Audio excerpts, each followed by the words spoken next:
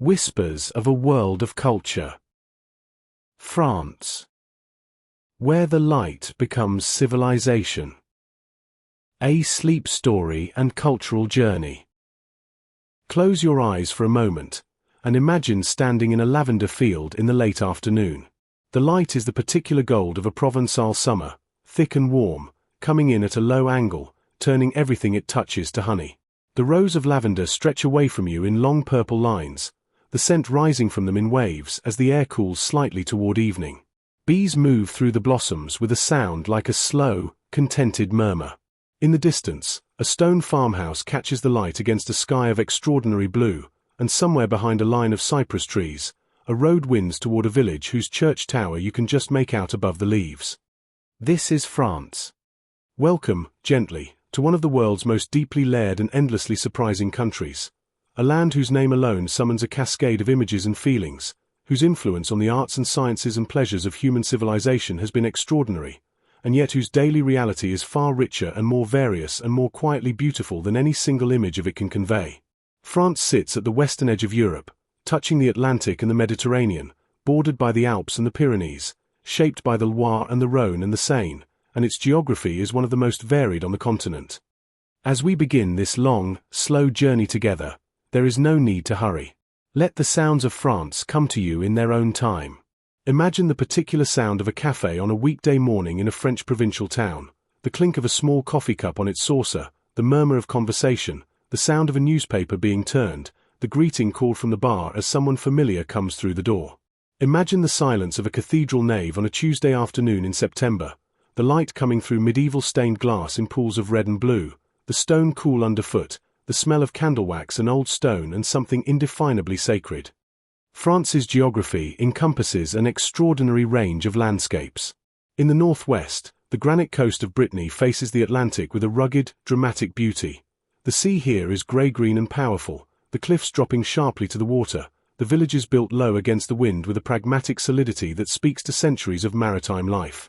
Moving eastward, Normandy opens into a landscape of gentler beauty.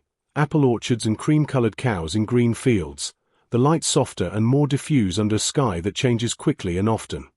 The Loire Valley unfolds through the center of northern France in a wide, luminous landscape of pale stone chateaux and vineyards and river meadows, the light here having a quality that painters have noticed and celebrated for centuries. A soft, even illumination that seems to come from the sky and the pale earth together, creating conditions of unusual clarity. Further south, the Massif Central rises in a landscape of extinct volcanoes and deep gorges and high plateaus that has maintained, across centuries of agricultural life, a character of austere, quiet beauty. In the southwest, the Dordogne and the Lot carve their valleys through limestone cliffs where prehistoric cave paintings created tens of thousands of years ago still speak to those who stand before them of a human imagination that was already, then, capable of beauty. The Pyrenees rise along the southern border in a wall of peaks that separates France from Spain while creating their own world. Basque and Occitan communities with languages and traditions distinct from those of the northern lowlands. And in the southeast, Provence and the Côte d'Azur offer the Mediterranean light and warmth that have drawn artists and travelers for centuries. France's climate changes with its landscapes, the oceanic moist mildness of Brittany and Normandy, the continental cold winters and warm summers of Alsace, the alpine conditions of the mountain regions, the Mediterranean warmth of the south. The seasons in France are genuinely experienced, spring arriving in the Loire Valley with a particular freshness, summer settling over Provence with its dry heat and insect song, autumn turning the vineyards of Burgundy to gold and rust, winter bringing snow to the Vosges and the Jura and the Alps. French national identity is one of the most complex and fascinating in the world.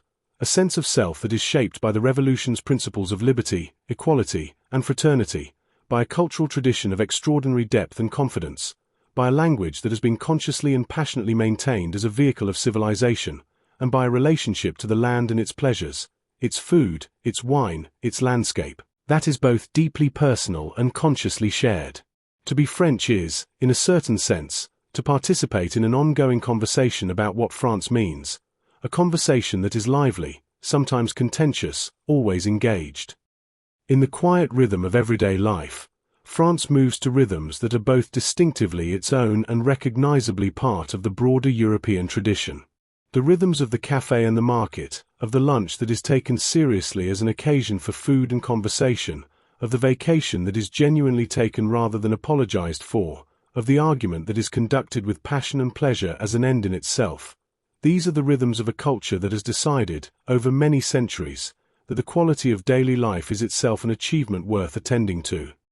The French language is the medium through which all of this is expressed and transmitted, a language of extraordinary beauty and precision, shaped by the Académie Française and by the literary tradition it has produced, and yet also a living, evolving, expressive language that sounds different in Marseille than in Lille, in Quebec than in Paris, and that carries in its cadences a particular music that is immediately recognizable as French.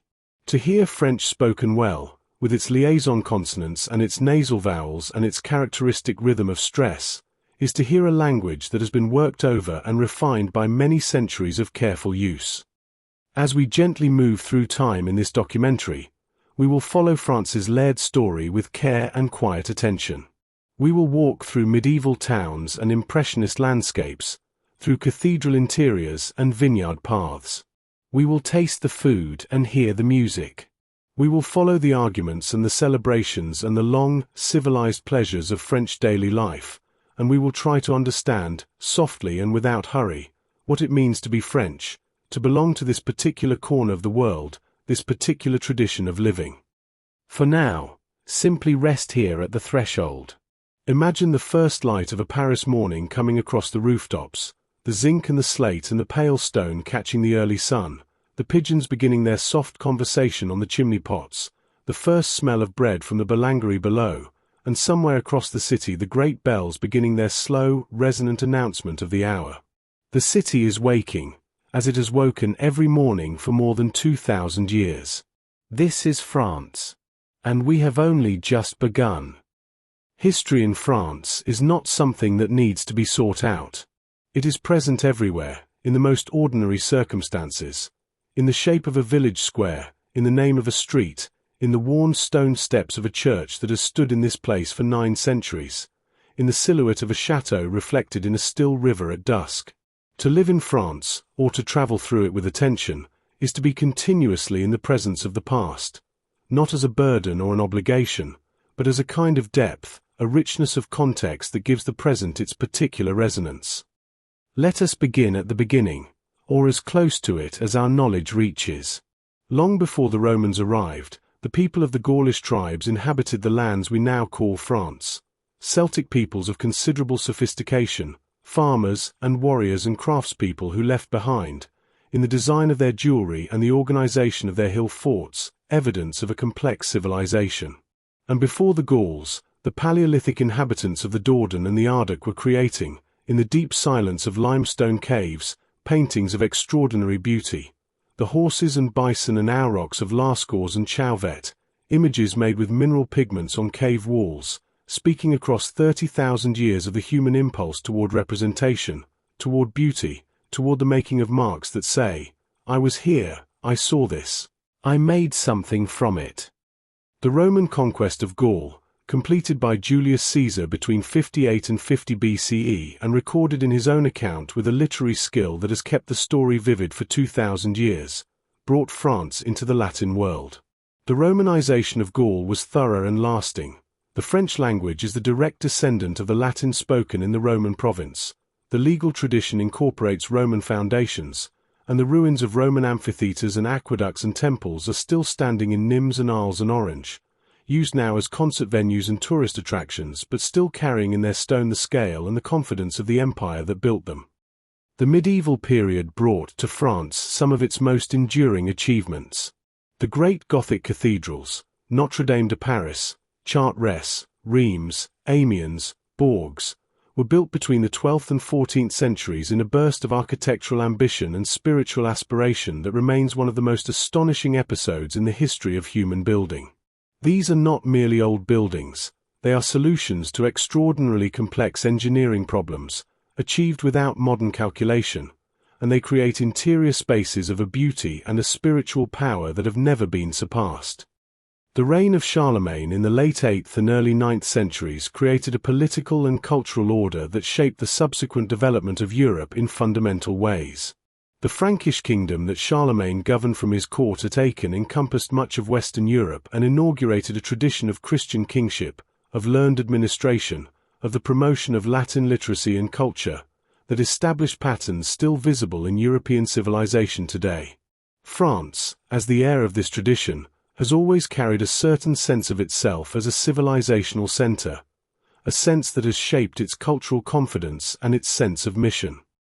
Across centuries, the story of France is punctuated by moments of extraordinary cultural achievement and extraordinary political turbulence, often occurring simultaneously.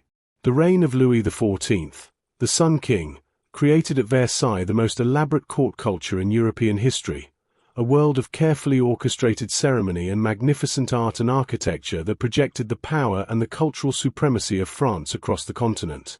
The absolute monarchy that this represented was also, simultaneously, the system whose contradictions and injustices were building, slowly and then suddenly, toward the Revolution of 1789.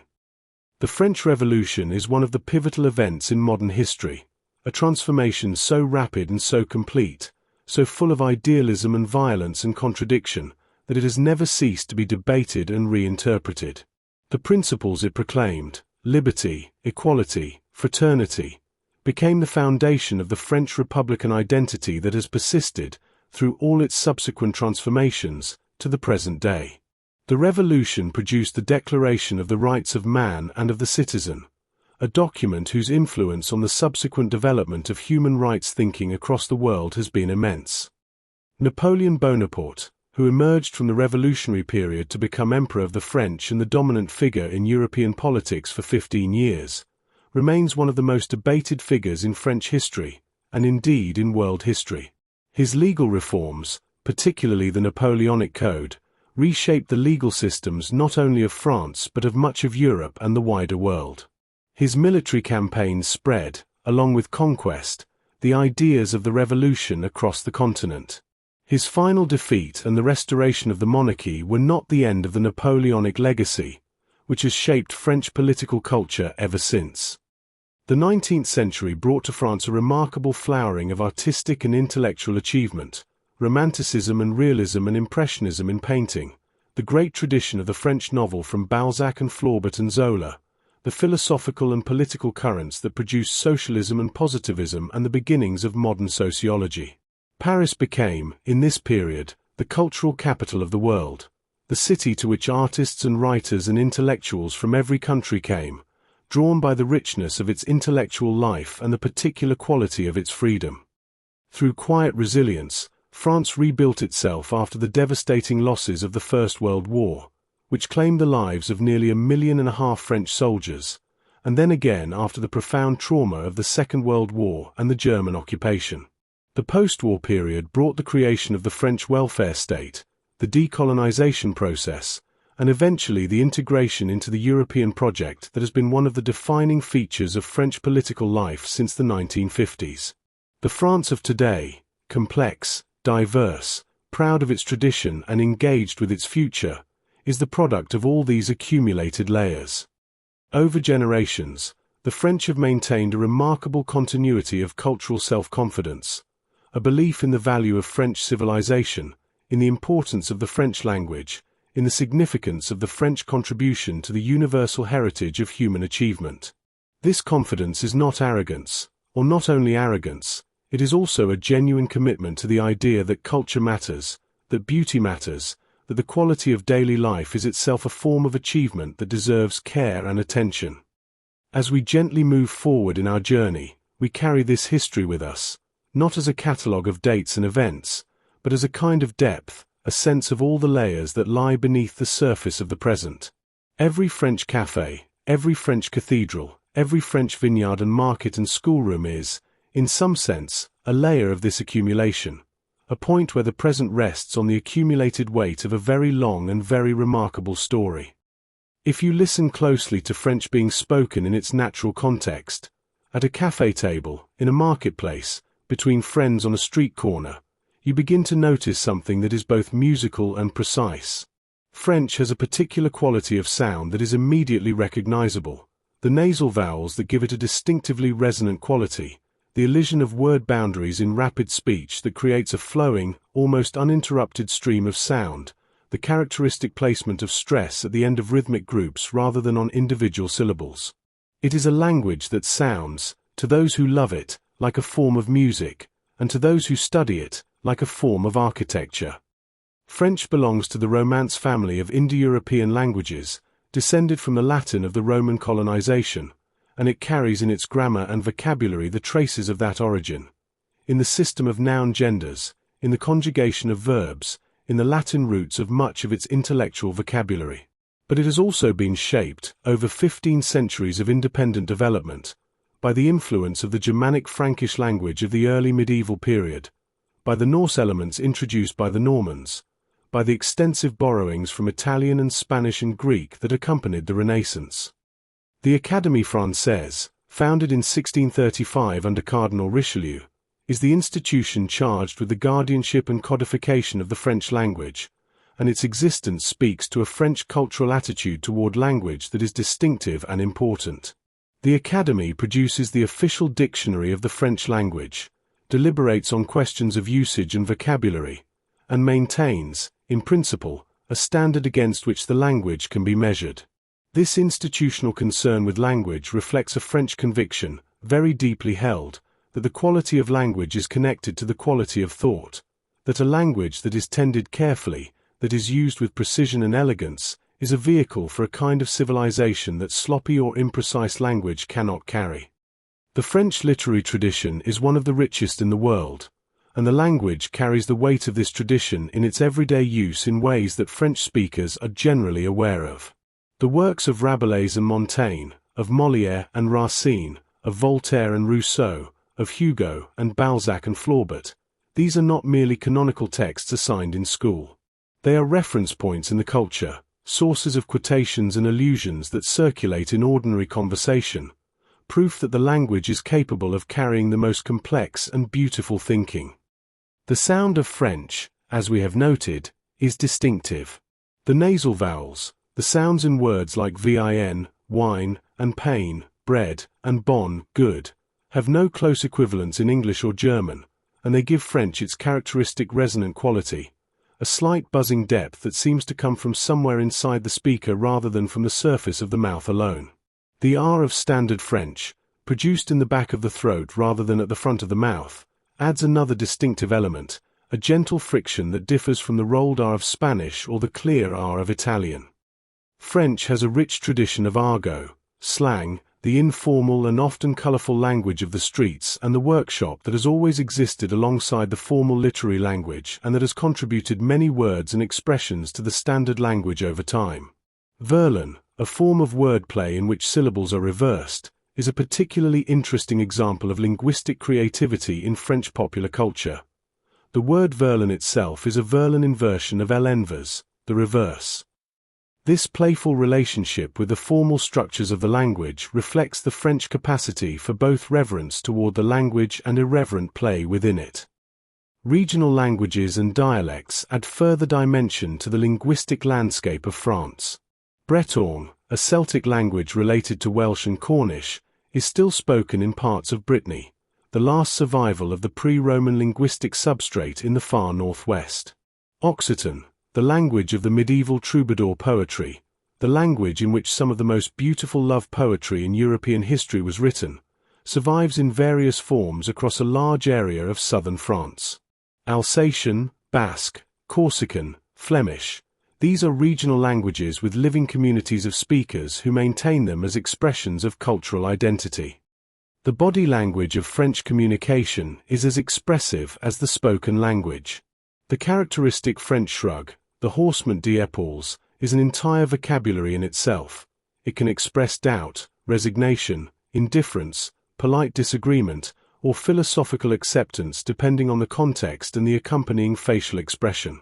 The French use their hands in conversation with a particular expressiveness, not the operatic gesture of the Italian tradition but a more contained, precise movement that punctuates the spoken word with its own commentary. Communication style in France tends toward the formal in initial encounters, with a clear protocol of greeting that must be observed. Bonjour, good morning or good day, is not merely a greeting but an acknowledgement, a recognition of the other person's presence that must be made before any transaction or conversation can properly begin. To enter a shop without saying bonjour, or to address a stranger without the proper form of address, is a social solecism that will be noticed and remembered. The formal vouse is used with strangers and in professional contexts. The move to two is a significant social moment that is usually initiated by the older or more senior person. The pleasure of conversation is itself a deeply French value, the ability to hold one's own in a discussion, to make a point with precision and wit, to sustain an argument across multiple exchanges without losing the thread or the courtesy, to arrive at the end of a conversation with all positions somewhat refined by the friction of contact. This is admired and cultivated in French culture in a way that goes beyond mere social skill. Conversation in France is a performing art, practiced with the same care that a musician brings to the instrument. If we listen closely to the language, we begin to hear in it a set of priorities: precision, clarity, pleasure, the particular pleasure of the right word in the right place. The French language, perhaps more than any other, has developed a tradition of thinking carefully about the relationship between word and thought, about what it means to use language well, what is gained and what is lost in the translation between experience and expression. This tradition of linguistic self-consciousness is one of France's great contributions to the world's intellectual life. Over generations, the French language has been both a vehicle for extraordinary creative achievement and a medium of ordinary daily life, of shopping lists and love letters and arguments about football and careful instructions for the making of a sauce. These two dimensions, the literary and the everyday, are not separate in French culture. The same language that produced Proust's sentences is used at the market and at the dinner table, and the care with which the language is used in all of these contexts reflects a genuine conviction that language is always worth using well. There is a phrase in French, l'art de vivre, the art of living, that encapsulates something central about the French relationship to daily life. It is not simply a phrase. It is a philosophy, a conviction that the quality of everyday experience is itself an achievement that deserves attention, skill, and care. The meal prepared with proper ingredients, the table set with care, the wine chosen thoughtfully, the conversation maintained with pleasure and substance.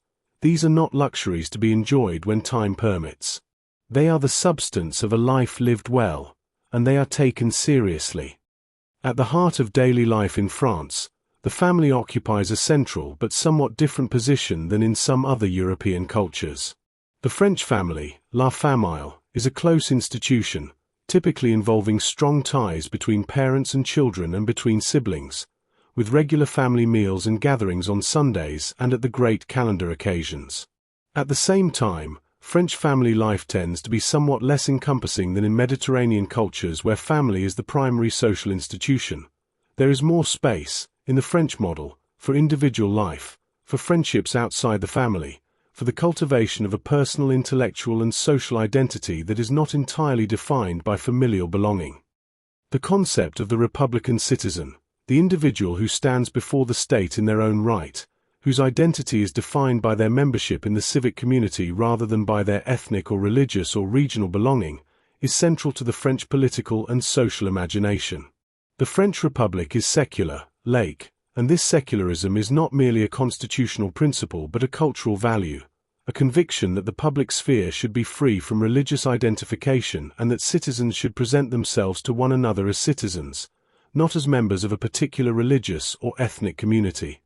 French individualism is a distinctive phenomenon. It is not the individualism of the market, of individual economic self-interest, but the individualism of the person who insists on forming their own opinions, who is suspicious of conformism and easy consensus, who believes that intellectual independence is a value worth defending even at some social cost. The French citizen who argues with the decision of an authority, who questions the accepted wisdom, who insists on the right to disagree. This figure is not merely tolerated in French culture, it is admired.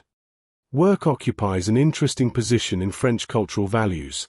It is important, but it is not everything, and the French resistance to the idea that work should colonize the whole of life is a genuine cultural value rather than merely a legal or economic phenomenon. The 35-hour workweek and the generous vacation entitlement are expressions of a social conviction that life outside work, the time for family, for pleasure, for the cultivation of personal interests, for the long Sunday lunch, is as important as the time spent working. The relationship to food and to the pleasures of the table is one of the most distinctive expressions of French values. The French meal, particularly the Sunday family lunch, the dinner party, the meal at a good restaurant, is not primarily about nutrition. It is a social occasion, a cultural practice, an expression of care and skill and the pleasure of abundance. The sequence of courses, the entree, the plat, the cheese, the dessert, the coffee, is a ritual with deep roots in French social life, a structure that creates time for conversation and for the gradual pleasures of a meal properly taken. The French relationship to beauty, to the beautiful object, the beautiful space, the beautiful phrase, is another important dimension of the cultural value system. France has developed, over centuries, a tradition of craft and design that values the well-made thing, the garment cut with precision, the piece of furniture constructed with care, the building designed with attention to proportion and detail. This aesthetic sensibility is not confined to the elite. It is diffused throughout the culture in a way that makes the ordinary French street, the ordinary French market, the ordinary French kitchen a more beautiful environment than equivalents in many other places. Intellectual life is valued in France with a seriousness that is distinctive in the contemporary world. The intellectual, the person who thinks seriously and publicly about ideas, who engages with philosophy and politics and art as matters of genuine consequence, holds a prestige in French public life that is unusual. The café philosopher, the public intellectual who appears on television to discuss serious ideas, the politician who quotes Camus, these figures are not anomalies.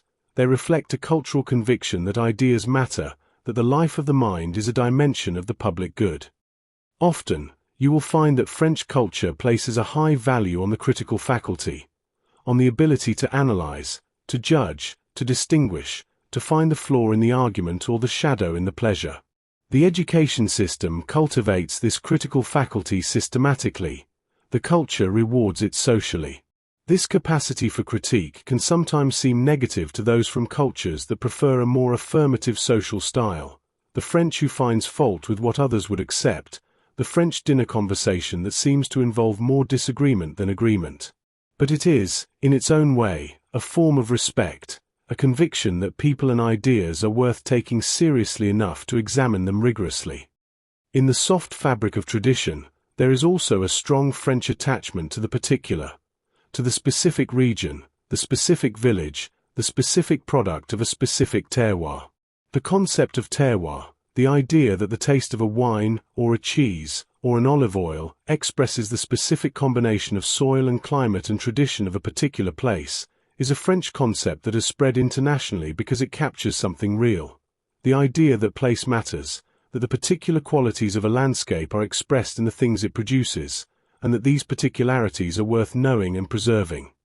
Over generations, the French have developed a culture that is both fiercely individualist and deeply communal, that insists on the rights of the individual while also maintaining a strong commitment to the collective goods of the Republic.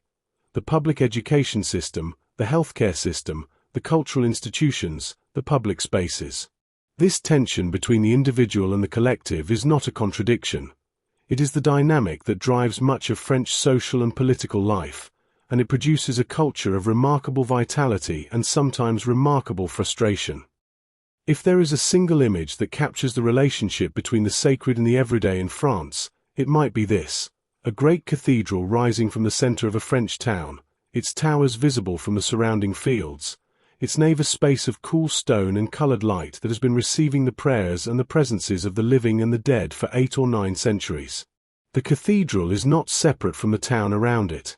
It is its center, its organizing principle, the building against which everything else in the urban landscape orients itself. And yet France is also one of the most secular societies in the world, where the principle of laicite places a clear boundary between the religious and the political. Both things are true. Catholicism is the historical religion of France, the faith that built the Gothic cathedrals and the painted monasteries, that inspired Joan of Arc and the great mystics of the French tradition, that organized the calendar and the rites of passage for the majority of the French population for many centuries. The France of the Ancien regime was a deeply Catholic society. The Church was integrated into every dimension of public and private life, from the regulation of marriage and inheritance to the provision of education and charitable care. The Revolution introduced a violent rupture with this Catholic past. Churches were closed, priests were persecuted, the calendar was secularized, and a new cult of reason was briefly established. This rupture was not complete or permanent. Catholicism survived the Revolution and was formally reconciled with the French state under Napoleon's Concordat of 1801, but it established a pattern of tension between the secular republic and the Catholic Church that would continue through the 19th century and into the 20th. The law of 1905, the law of separation of church and state, established French laicite in its modern form. The state is entirely neutral in matters of religion, neither supporting nor persecuting any faith. Religious expression is free in the private sphere, but the public sphere is secular. This principle, which the French take very seriously as a foundational value of the Republic, has shaped French public life in fundamental ways. Religious symbols are not worn by state officials. Religious education is not provided in public schools. The state does not fund religious institutions. Within this secular framework, religious life continues to be an important dimension of French culture, though in forms that are more varied and less publicly visible than in some other European countries. Catholic practice in France is, for many people, more cultural than doctrinally committed. The Christmas Mass, the Easter celebrations, the baptism and the marriage and the funeral conducted in the church, these are observed as cultural and family rites, markers of the passages of life, expressions of belonging to a tradition, even by people who would not describe themselves as believers. France has a significant Muslim population, one of the largest in Western Europe, concentrated particularly in the urban areas and the banlieues of the major cities. Islam in France has a long history, connected to the colonial relationships between France and North Africa, and the French Muslim community is diverse, covering a wide range of cultural backgrounds, levels of observance, and relationships to the republican values of the French state. The question of how Islam relates to laicite has been one of the significant cultural and political discussions of recent decades, addressed here with care and without taking sides. Judaism has been present in France for 2,000 years, since the Roman period, and the French Jewish community, which is the largest in Europe, has made extraordinary contributions to French intellectual, cultural, and public life. The history of French Jewry encompasses both the deep integration of Jewish life into the fabric of French civilization and the devastating rupture of the Nazi occupation and the Shoah. The legacy of this history, including the questions of memory and responsibility that it raises, continues to be present in French cultural and moral life. Folk belief and popular religion have maintained, beneath the official Catholicism and the official secularism, a quiet presence in French cultural life. The pilgrimage tradition, still vital in Lourdes and at many regional shrines, speaks to a continuing popular spiritual practice that is not easily categorized as either doctrinal religion or secular culture. The calendar of saints' days, the local patron saints celebrated with a fete, the prayers offered in private for specific needs. These practices reflect a relationship to the sacred that is intimate and personal rather than institutional. The great cathedrals of France remain among the most powerful spiritual experiences available in the modern world, not only to believers, but to anyone who is capable of responding to the achievement of great architecture and the particular quality of light and silence that these buildings create. To stand in Chartres Cathedral and look up at the nave, to feel the stone rising overhead, to see the windows burning in their medieval colors, to hear, if you are there at the right moment, the organ filling that enormous space with sound, is to be moved by something that goes beyond the aesthetic, that touches whatever it is in the human being that responds to the experience of the sacred.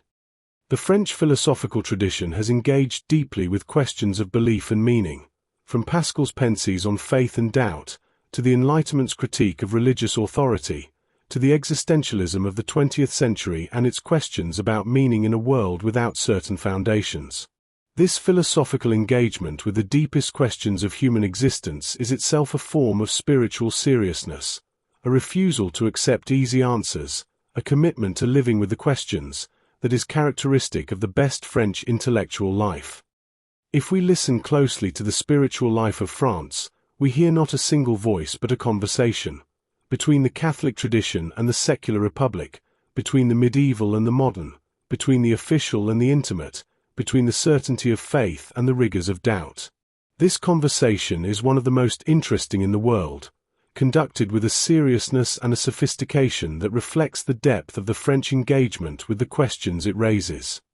As we move gently forward in our journey, we carry with us the image of the cathedral light, that medieval glass burning blue and red in the afternoon sun, the stone cool and patient beneath it, the history of 1,000 years of prayer and doubt and beauty accumulated in the silence of the nave.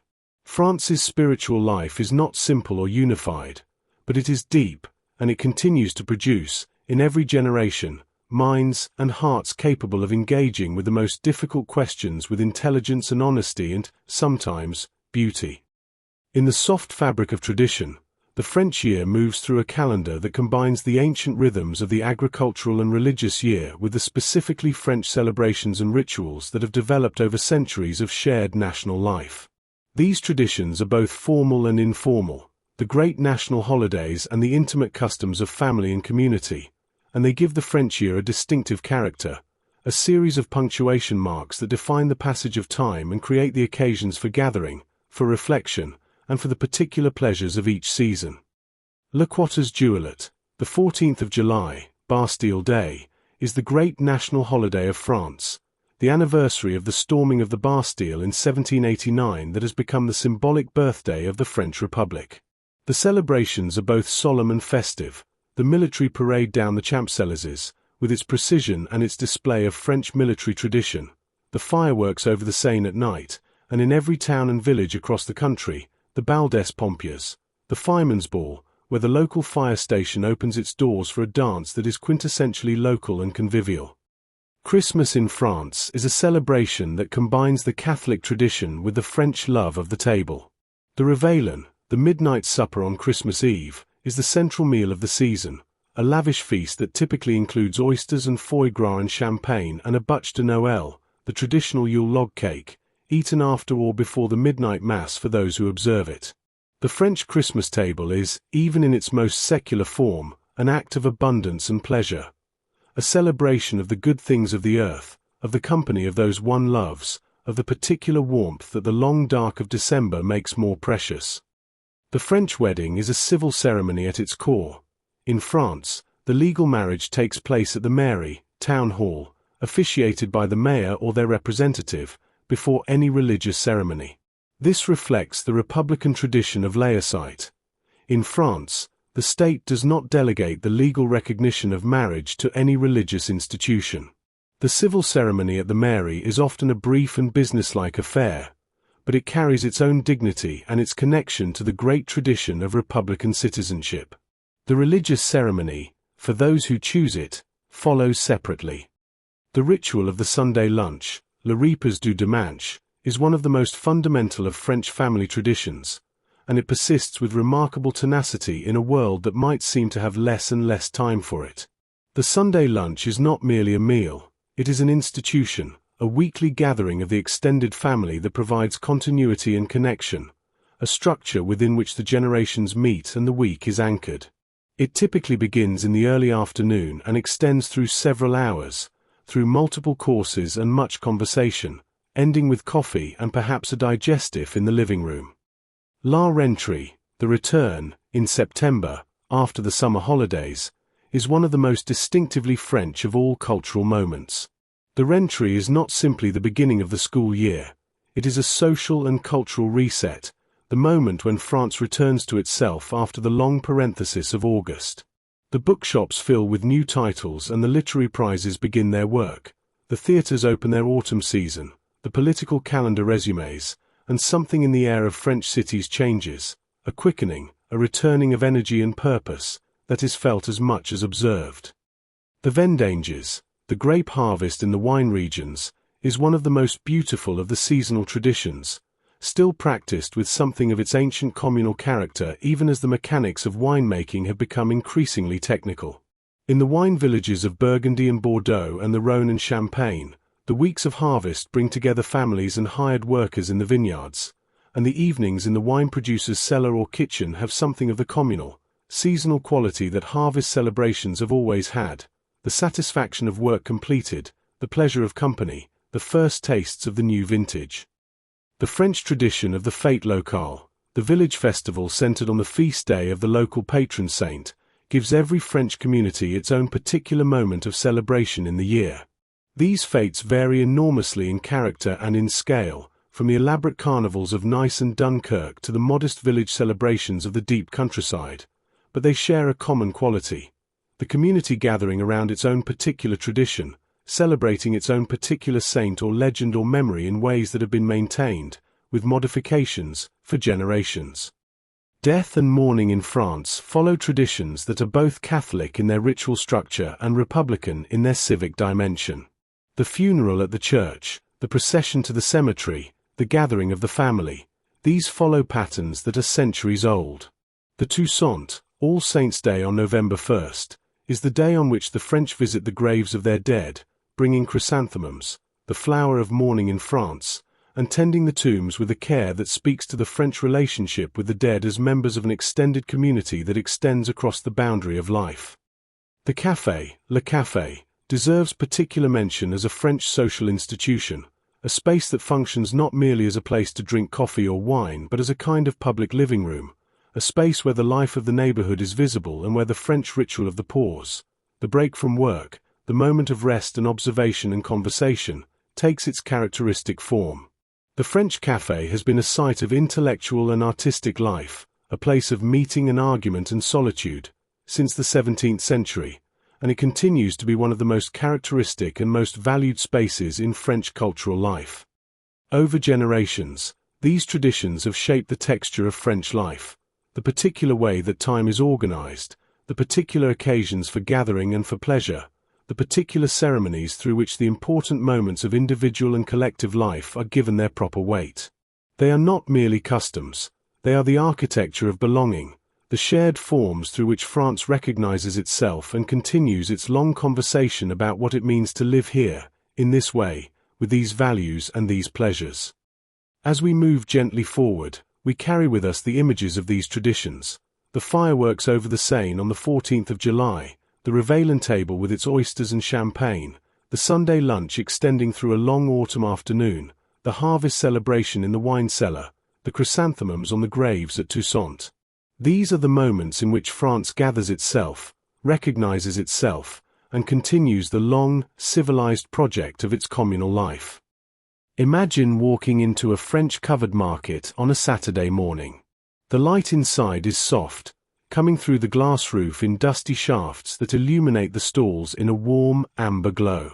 The smell is complex and wonderful: the sharp, clean smell of fresh fish laid on ice, the deep earthiness of mushrooms in wooden crates, the warm yeast smell of bread from the boulangerie at the corner, the barnyard richness of cheeses arranged on their straw, the sweet vegetal smell of newly cut flowers. People move between the stalls with shopping baskets and serious attention, examining, questioning, choosing, treating the act of shopping as an exercise that deserves the same care and discernment as any other important task. French cuisine is one of the great culinary traditions of the world, a tradition so significant and so influential that it was included, in 2010, on UNESCO's list of intangible cultural heritage of humanity, the first time a national food culture had been so recognized. This recognition speaks to something real. French cuisine is not merely a collection of recipes but a complete philosophy of eating and of the relationship between food, pleasure, and social life that has been developed, refined, and transmitted over many centuries. The structure of the French meal, the progression from appetizer through main course to cheese and dessert, is not arbitrary. It reflects a considered understanding of how pleasure unfolds over time, how flavors build on and succeed one another, how the experience of eating can be extended and deepened by giving it a proper form. The cheese course, placed between the main course and the dessert, is distinctively French, and the French approach to cheese is emblematic of the broader French approach to food. Serious, knowledgeable, regional, and profoundly appreciative of the specific character of specific products from specific places. Bread, le pain, occupies a place in French culture that goes beyond mere sustenance. The baguette, the long, thin loaf of white bread with its crackling crust and its light, airy interior, is perhaps the most iconic food object in the world. The ritual of buying the baguette, from the local boulangerie, fresh each morning, sometimes twice a day, is one of the daily acts of French life, so fundamental as to be almost invisible. The quality of the local boulangerie is a matter of genuine community concern. A neighborhood without a good bakery is understood to be missing something essential. French cheese, les fromages, represents one of the most extraordinary achievements of French food culture. There are hundreds of distinct French cheeses, the exact number debated but certainly enormous, and each region has its characteristic types: the soft, creamy brie and camembert of the north, the blue-veined roquefort of the Massif Central, the washed-rind épices of Burgundy, the mountain cheeses of the Alps and the Pyrenees, the fresh chèvre of the Loire. To eat through the French cheese tradition is to eat through the geography and the agricultural history of France, to taste the different landscapes and the different skills of the people who have made cheese in these places for generations. Wine is, alongside bread and cheese, the third great pillar of French food culture, and the French relationship to wine is one of the most developed in the world. The great wine regions of France, Burgundy and Bordeaux and Champagne and the Rhône and the Loire and Alsace, each produce wines of distinctive character, shaped by the specific combination of grape variety, soil, climate, and winemaking tradition that the French call terroir. French wine is not simply a beverage to accompany food. It is itself a kind of food, a product of the land that expresses, in its color and its scent and its taste, the specific character of the place and the year from which it comes. The great dishes of classical French cuisine, the coq au vin, the bouillabaisse, the cassolet, the boeuf bourguignon, the pot-au-feu, are dishes that reflect the French genius for slow cooking, for the building of flavor over time, for the transformation of humble ingredients through patience and technique into something that transcends the sum of its parts. These are not merely restaurant dishes. They are the products of a long tradition of domestic cooking, of the farmhouse kitchen and the bourgeois dining room, of generations of cooks who understood that the best food is made with care and given time. Patisserie, the French tradition of pastry-making, is an art form of extraordinary sophistication and beauty, producing works that are simultaneously delicious and visually remarkable. The croissant, the tarte tatin, the Paris-Brest, the mille-feuille, the macaron, these are the products of a craft tradition that values both the pleasure of the palate and the pleasure of the eye, that brings the same attention to the construction of a pastry that an architect brings to the design of a building. The French patisserie window, with its arrangements of perfect tarts and glossy cakes, is one of the most beautiful commercial displays in the world. The relationship between French food and French social life is intimate and fundamental. Eating together, in France, is not merely a practical necessity. It is a form of human connection, an occasion for the kind of conversation and pleasure that sustains and nourishes the social fabric. The long lunch, the dinner party that extends through the evening, the café conversation over coffee, these are all dimensions of a food culture that understands eating as a social act, a form of sharing that is both material and symbolic. Regional diversity is one of the most important characteristics of French food culture. The bouillabaisse of Marseille, the great fish stew of the Mediterranean coast, has nothing in common with the choucroute garni of Alsace or the quig harfars of Brittany. Each French region has its characteristic dishes, its characteristic ingredients, its characteristic wines, and its characteristic approach to the table, reflecting the specific landscape and climate and cultural history of the place.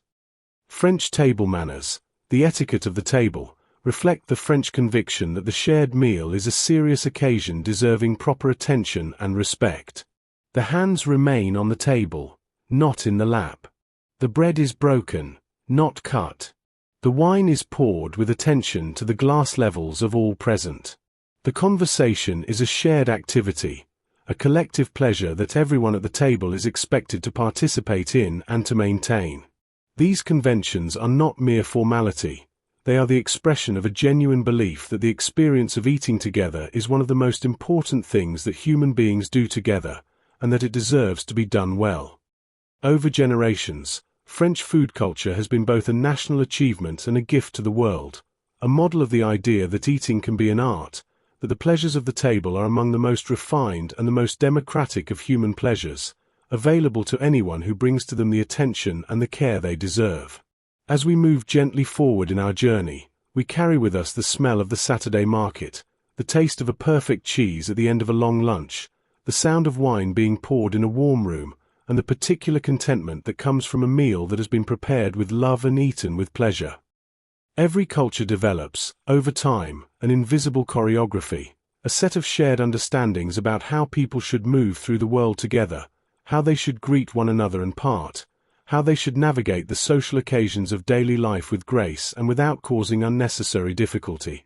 In France, this choreography is particularly elaborate and particularly important, reflecting a cultural investment in the quality of social interaction that is one of the most characteristic and most interesting things about French life.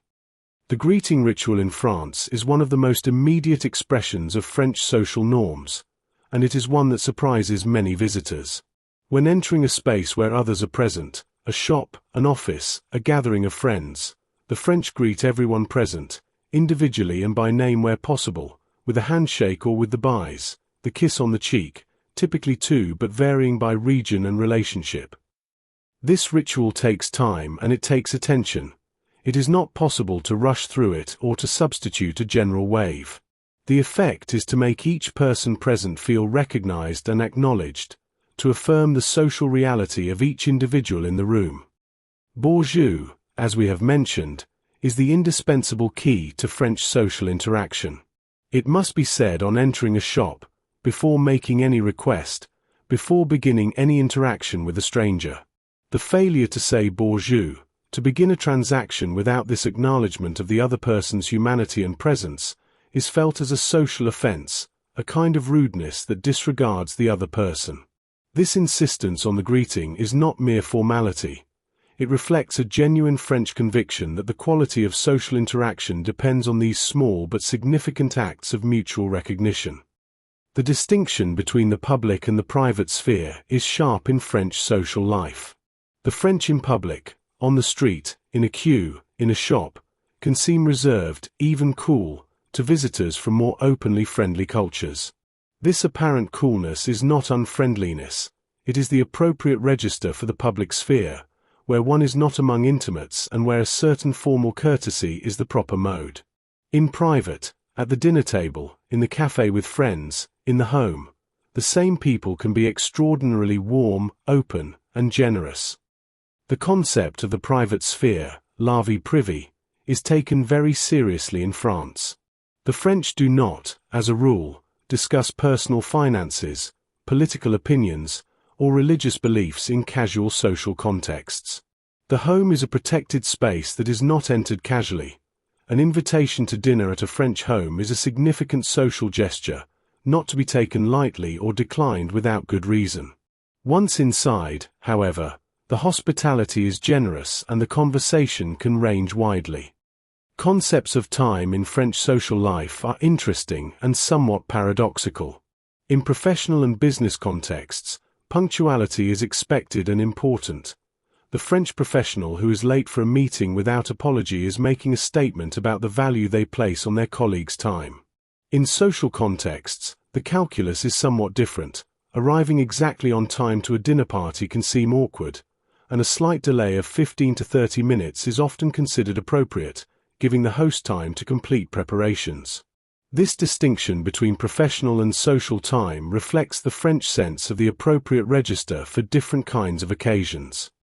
Gender dynamics in French social life reflect a culture with a strong tradition of both formal equality. France has had women in the highest levels of public and professional life since the 20th century, and certain attitudes about gender that are distinctively French. The tradition of gallantry, the particular attention paid by French men to women in social contexts, the compliments and the courtesy that constitute a kind of social art, is sometimes experienced by visitors from other cultures as either charming or problematic, depending on their framework. Within France, the debate about the proper forms of gender interaction in the contemporary world is an ongoing and lively one. The French secondary school system cultivates, intentionally and successfully, a particular kind of argumentative intellectual independence, the ability to structure an argument, to anticipate counter-arguments, to present a thesis and support it with evidence and logic. The dissertation, the formal essay of the French educational tradition, is a form that shapes the way educated French people think and communicate, and it produces a population that is, in general, more comfortable with structured argumentation and more demanding of intellectual rigor in public discourse than the norm in many other cultures.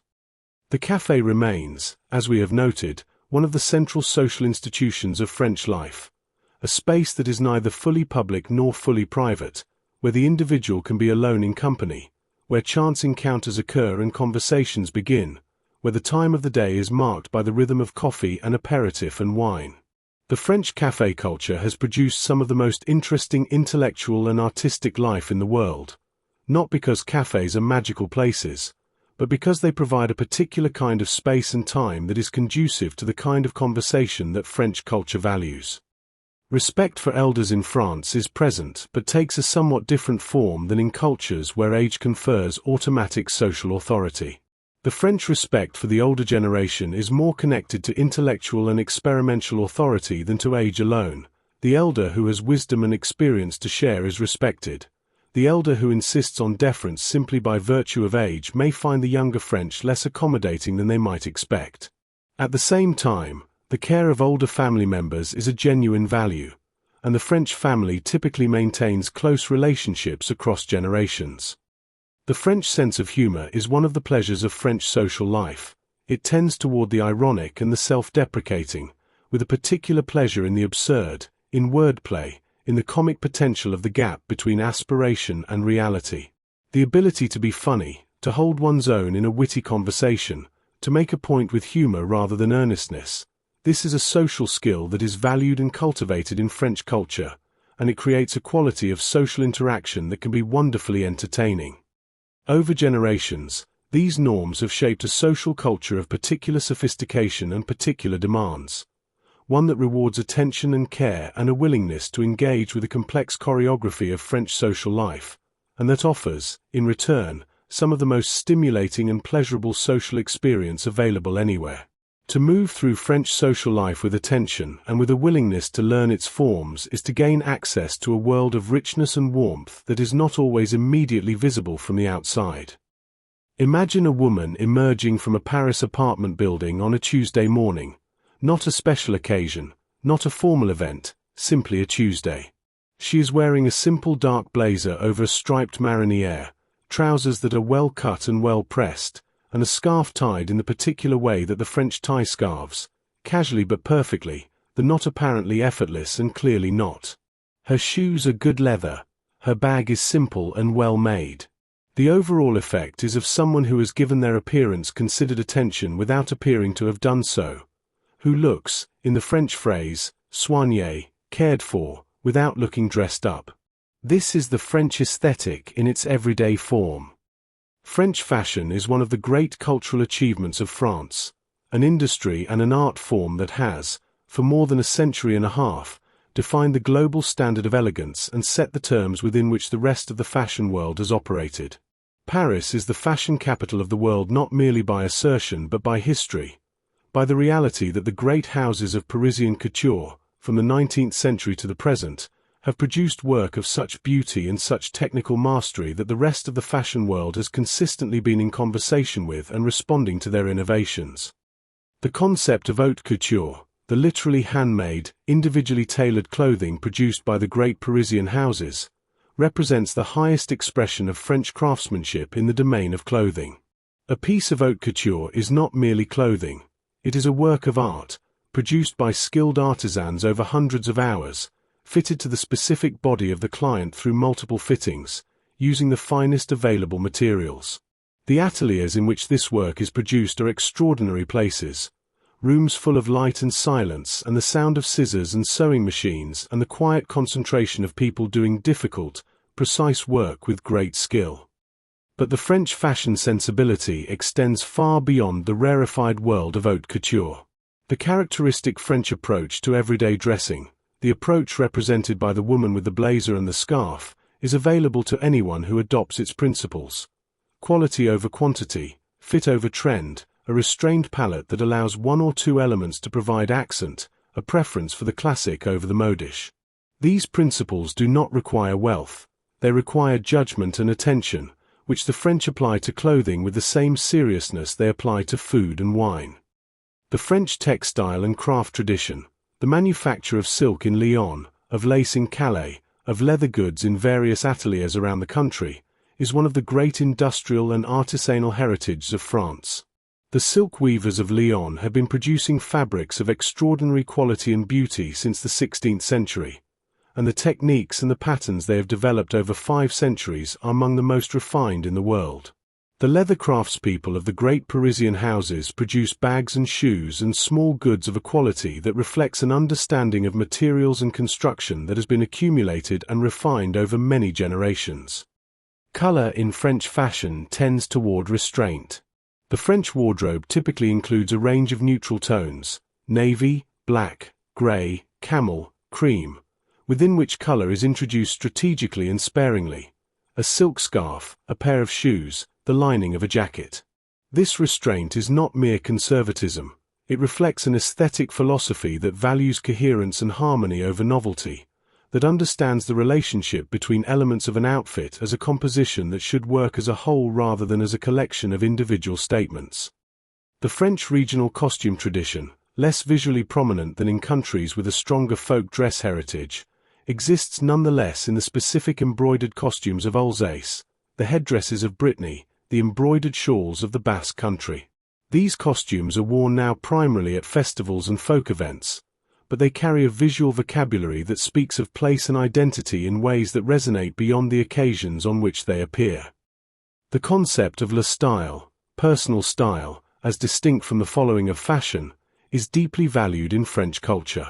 The person who has developed a personal style, who knows what suits them, what expresses their personality, what they want to say about themselves through their appearance, is more admired than the person who simply follows each successive trend. This emphasis on personal style over fashion following reflects the broader French value of individuality and self-knowledge, the conviction that one's appearance should be an authentic expression of who one is. French grooming and personal care reflect the same attention to quality and to the intelligence of the everyday that characterizes the French approach to food and clothing. The French pharmacy, is a remarkable institution, as much a beauty and skincare destination as a medical one, stocked with products developed from the French tradition of cosmetic science and dermatology that have made French skincare products internationally celebrated. The French investment in skincare reflects a conviction that the care of the body is not vanity but a form of respect for oneself and for others. The great luxury brands of France, the leather goods houses, the perfumers, the jewelers, the watchmakers, represent an extreme point on the spectrum of French craftsmanship and aesthetic achievement. These brands have become global cultural phenomena, their names signifying a certain understanding of quality and beauty that transcends the purely commercial. The perfume tradition of Grasse, the master perfumers who create fragrances that are themselves works of art, invisible, ephemeral, and yet capable of triggering the most precise and powerful memories, is one of the most interesting dimensions of this world of luxury craft. In the broader culture, the relationship between clothing and identity in France reflects the French conviction that how one presents oneself in public is a matter of social responsibility, that to be well dressed is a form of respect for the people one moves among, an act of consideration for the visual environment that everyone shares. This conviction, that appearance is a public matter as well as a private one, gives French street life its distinctive visual quality, its sense that everyone has participated in a shared aesthetic project, however modest their individual contribution.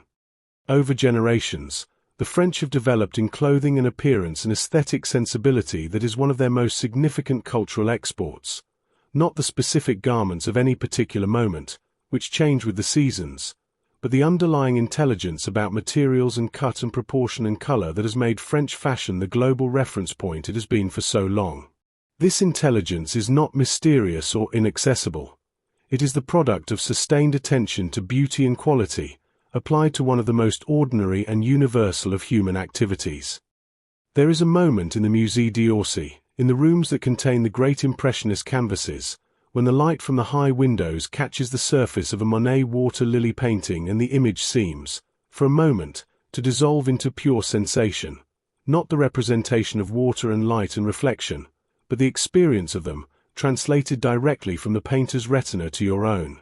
This is what Impressionism achieved, and it achieved it here, in France, in the second half of the 19th century. A transformation in the relationship between painting and perception that changed what art could do and what it could mean. French painting is one of the great traditions of world art, stretching from the medieval illuminated manuscripts and the court portraiture of the Ancien Régime through the neoclassicism of David and Ingres, the romanticism of Delacroix, the realism of Courbet, the extraordinary innovation of Impressionism and Post-Impressionism, to the School of Paris of the early 20th century and the continuing vitality of French visual art in the contemporary period. Each of these movements transformed not only French art but the entire subsequent history of Western painting. Claude Monet, working in his garden at Giverny, the garden he had designed specifically to provide subjects for painting, the water garden with its Japanese bridge and its floating lilies, produced in the last decades of his life a series of paintings that represent perhaps the most sustained investigation of the relationship between light, color, and perception in the entire history of art. The late water lily paintings, some of them nearly 3 meters long, wrap the viewer in an immersive environment of color and reflection that seems to have anticipated the abstract painting of the following century while remaining entirely, sensuously, recognizably about the experience of looking at a garden in the changing light of a long day. French literature is one of the central traditions of world literature, a tradition of such extraordinary depth and variety that any attempt to summarize it necessarily leaves out more than it includes.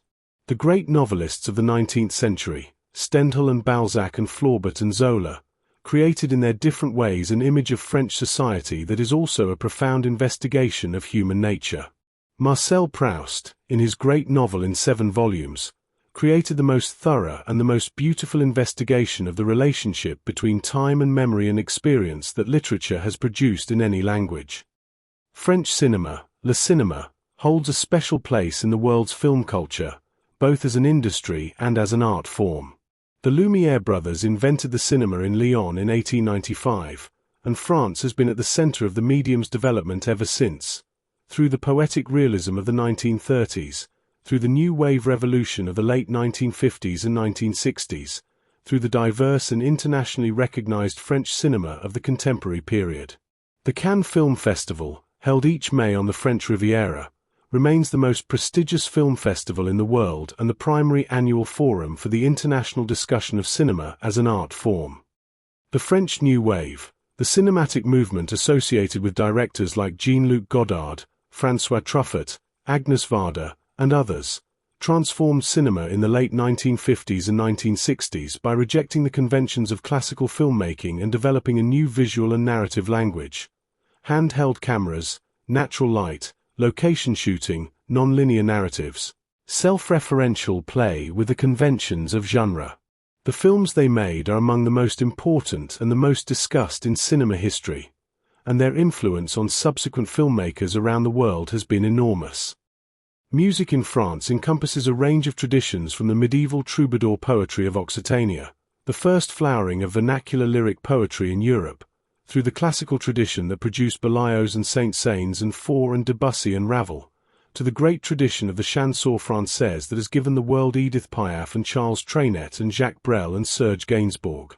The chanson, the French song, typically combining music with sophisticated, literary-quality lyrics, is one of the most distinctive contributions of French culture to world music, a form that takes seriously the relationship between music and language and that has produced works of genuine beauty.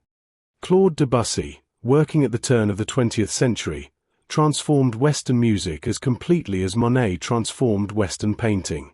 His music abandons the driving harmonic progressions of the German tradition and replaces them with a world of color, texture, and atmosphere.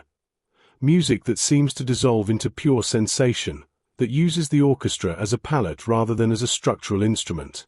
Debussy's music is, in a very precise sense, French. It reflects the same values that drove the Impressionist painters, the same priority of sensory experience over formal structure, the same conviction that beauty is a sufficient end in itself. French philosophy, from Descartes through the Enlightenment philosophes through the existentialism of Sartre and Camus and Beauvoir through the structuralism and post-structuralism of the later 20th century, has been one of the most influential intellectual traditions of the modern world.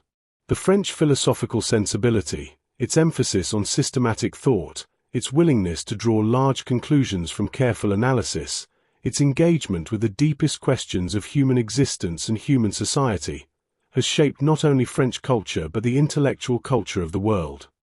Architecture in France, from the Romanesque abbeys of the 11th century through the Gothic cathedrals of the 12th and 13th, through the Renaissance chateaux of the Loire and the Baroque grandeur of Versailles, through the 19th century boulevards of Haussmann's Paris to the architectural experiments of the late 20th century, represents a continuous investment in the idea that the built environment is a form of public art, that the quality of the spaces in which people live and work and move is itself a form of civilization.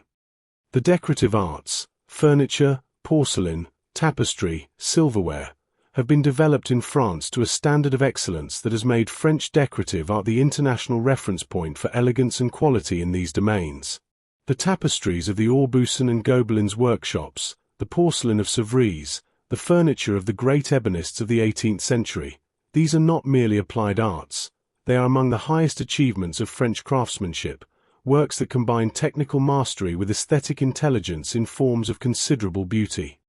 As we move gently toward the end of this section, we rest for a moment in the awareness of what France has given the world through its art, the seeing that Impressionism taught, the feeling that Debussy's music evokes, the understanding that the French novel provides, the images that French cinema has created and that live in the collective visual memory of the world.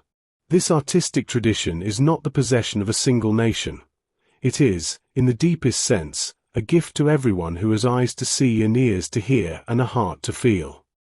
France is one of the oldest and most robustly developed nation-states in the world, a political entity whose institutions have been shaped and reshaped over more than 2 centuries of republican and imperial and monarchical experience, whose legal system has influenced the laws of countries across 5 continents, and whose social model, the combination of strong state institutions, universal public services, and a robust welfare system, has been one of the most discussed and debated in the world. To understand how France organizes its collective life is to understand one of the most significant experiments in modern political civilization. The Fifth Republic, the current constitutional order of France, established by de Gaulle in 1958, is a semi-presidential system that combines a directly elected president with a prime minister who must maintain the confidence of the National Assembly.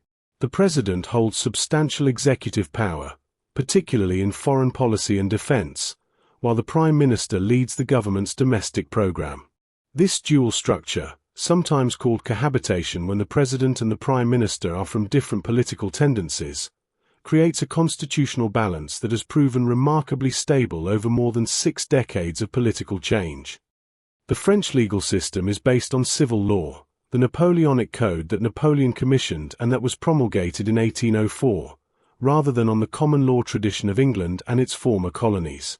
The Napoleonic Code represented a systematic codification of French law, replacing the complex patchwork of local customs and Roman law that had preceded it with a unified, accessible, rationally organized legal framework.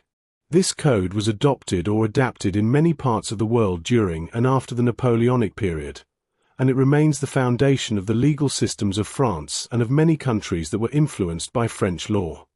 The French education system is one of the most distinctive in the world, centralized, secular, universal, and organized around a set of common standards and a common curriculum that reflects the Republican conviction that education is the primary mechanism through which the Republic produces its citizens. The École de la République is not merely a school, it is an institution with a civic mission, the formation of citizens who share a common culture, a common language, a common set of values, and the intellectual tools to participate in democratic life. The Grandes Écoles, the elite institutions of higher education that exist alongside the university system, form a distinct tier in French education and have historically been the primary pathway to the highest levels of French public and professional life. The École Polytechnique, the École Normale Supérieure, Sciences Po, the École Nationale d'Administration. These institutions have educated the majority of France's political, administrative, and intellectual leadership for generations, and the system of competitive entrance examinations through which they select their students reflects the French Republican ideal of meritocracy. Advancement through demonstrated intellectual ability, not through birth or wealth. The French healthcare system, the Sécurité Sociale, established in 1945, is consistently ranked among the best in the world by international health organizations. It provides universal coverage to all French residents, funded through contributions from employers and employees and supplemented by general taxation, and it delivers high-quality care through a combination of public hospitals and private practitioners who are integrated into the public system. The French relationship to their healthcare system is one of the areas where the commitment to the social model, to the idea that certain essential goods should be provided to all citizens regardless of ability to pay, is most clearly expressed. The French welfare state more broadly, the combination of unemployment insurance, family allowances, retirement pensions, disability benefits, and housing support that constitutes the social security system, represents a major achievement of French social policy, built in the post-war period on the conviction that the Republic has obligations to its citizens that go beyond the provision of order and security. The financing and the future of this welfare state are among the most important questions in contemporary French politics, as demographic change and economic pressure require ongoing adjustment. The economy of France is one of the largest in the world, a mixed economy in which large state enterprises and public services coexist with a vigorous private sector and a significant tradition of state involvement in economic strategy.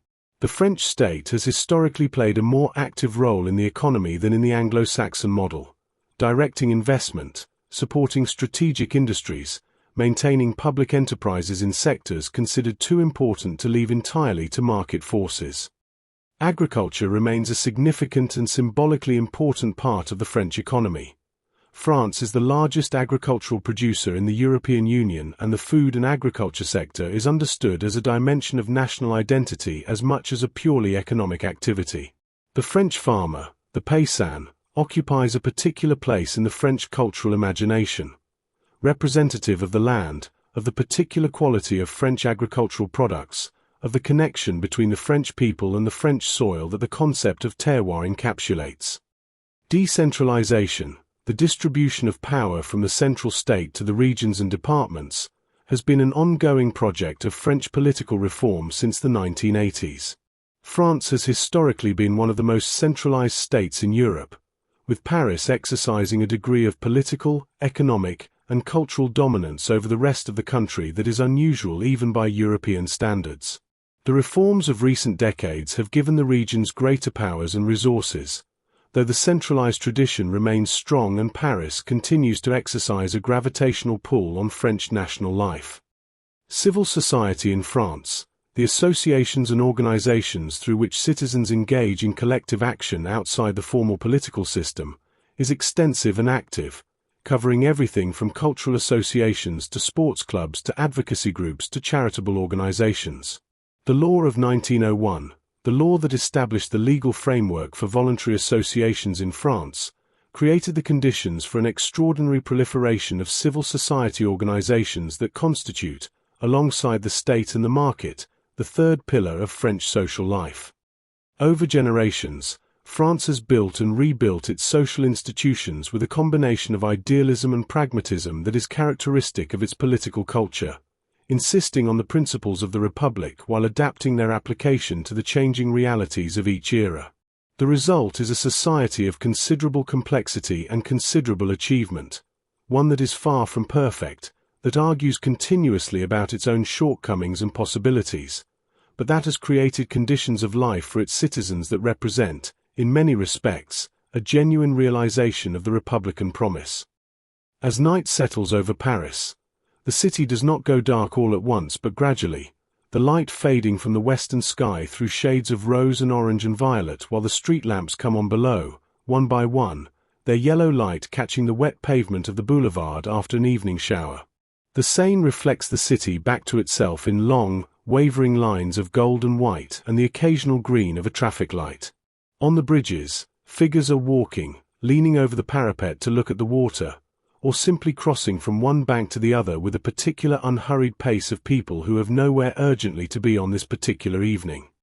And in a restaurant nearby, through the condensation on the window, you can see the light of candles and the shapes of people at tables.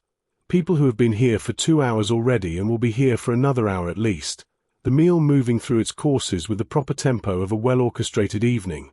The conversation flowing between the business of eating and the pleasure of talking and the simple, profound contentment of being here, in this place. With these people. With this food and this wine and this particular quality of light.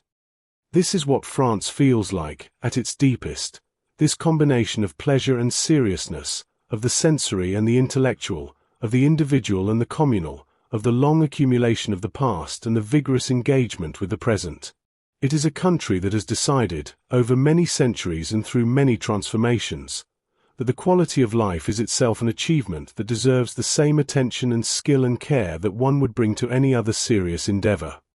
In the quiet rhythm of everyday life, France moves to rhythms that are both ancient and thoroughly modern. The rhythm of the boulangerie that has been in the same location for 50 years, the rhythm of the market on the same square where markets have been held for 5 centuries, the rhythm of the school day with its philosophical discussions and its careful grammar, the rhythm of the lunch that is taken seriously even in a world that increasingly seems not to have time for lunch. These rhythms are not merely habits. They are a form of civilization, a way of organizing time that reflects a particular understanding of what a life well lived looks like. The French relationship to their own culture and their own history is one of the most interesting things about them. At once deeply proud and endlessly critical, simultaneously conservative and radical, attached to the past and engaged with the future. France is a country that argues with itself continuously, that debates the meaning of its own traditions with a passion that can seem exhausting from the outside but that reflects, from the inside, a genuine conviction that these questions matter. The arguments about laicite and identity and immigration and the meaning of the Republic are not merely political disputes. They are arguments about what France is, and what it should be, and they are conducted with a seriousness that reflects the depth of the investment in the questions. If we listen closely to the soul of France, we begin to hear what connects all the things we have encountered in this long journey. The cathedral light and the impressionist canvas, the baguette and the aged cheese, the Académie Française and the street argot, the Sunday lunch and the 14th of July, the grand style of the couture house and the casual perfection of the Parisian morning. What connects them is a consistent orientation toward beauty and quality, toward the idea that things worth doing are worth doing well, that the pleasures of the senses and the pleasures of the mind are equally important and equally deserving of care. The concept of terroir, the idea that a wine, or a cheese, or a piece of music, or a poem, expresses the specific character of the place and the time and the people that produced it, is perhaps the key to understanding France. Everything French, at its best, has a terroir, a specificity, a rootedness in a particular place and a particular way of doing things that gives it a character that could not have come from anywhere else. The Loire wine, the Burgundy cheese, the Breton lace, the Paris chanson, these are not generic products. They are expressions of place, of tradition, of accumulated knowledge and skill and love applied to specific materials in specific conditions. The spirit of France continues to breathe quietly through its people, its stories, and its timeless traditions. Through the language that shapes its thought, the food that sustains its pleasure, the art that expresses its deepest seeing, the philosophy that refuses to accept easy answers to difficult questions. It breathes through the market gardener arranging her tomatoes on a Tuesday morning, through the student arguing the finer points of a philosophical text on a café terrace in the afternoon, through the old man who stops to watch the Seine from the Pont des Arts as the light changes, through the child learning to read in a classroom where the windows look out onto a schoolyard full of chestnuts. Over generations, France has been both a specific country, this particular land with these particular landscapes and this particular history, and a universal project, an attempt to create a form of civilization that could serve as a model for human life at its best. This universalist ambition, the conviction that what France has discovered about the good life is not merely French but human, has sometimes been expressed with a self-confidence that others have found excessive. But the underlying conviction that beauty matters, that thought matters, that the quality of daily life matters, that the Republic has obligations to its citizens and that citizens have obligations to the Republic, is not mere arrogance. It is a genuine insight, hard-won through long experience, about what human civilization requires. As we gently move toward the final moments of our journey, let the images of France settle slowly into stillness. The lavender field in the late Provençal light. The cathedral nave with its medieval windows. The market on Saturday morning with its smell of bread and cheese and flowers. The long Sunday lunch extending through the autumn afternoon. The Seine at evening with its reflections. The voice of a chanteuse in a small venue, the song moving through the air of the room toward the listeners who receive it in silence. These images are not from a distant past, they are happening now, in the daily life of a country that has maintained, through all its changes and all its transformations, a remarkable fidelity to the values that make them possible. France is a country that has argued with itself about what it is for more than 2 centuries, and the argument continues with undiminished energy and undiminished seriousness. The answer, to the extent that there is one, is perhaps simply this. France is a country that believes in the life well lived, in the meal well prepared, in the thought well expressed, in the beauty that human beings are capable of making and of sharing, and that has committed, over many generations and through many difficulties, to making that belief the basis of a civilization. Rest now. The Paris night is settling softly over the city, over the zinc rooftops and the pale stone facades, over the river and the bridges and the islands in the river, over the cathedrals and the markets and the restaurants and the schools. The light on the Seine is the color of old gold. The cafés are closing, one by one, and the city is growing quiet, as it has grown quiet at the end of every evening for 2,000 years.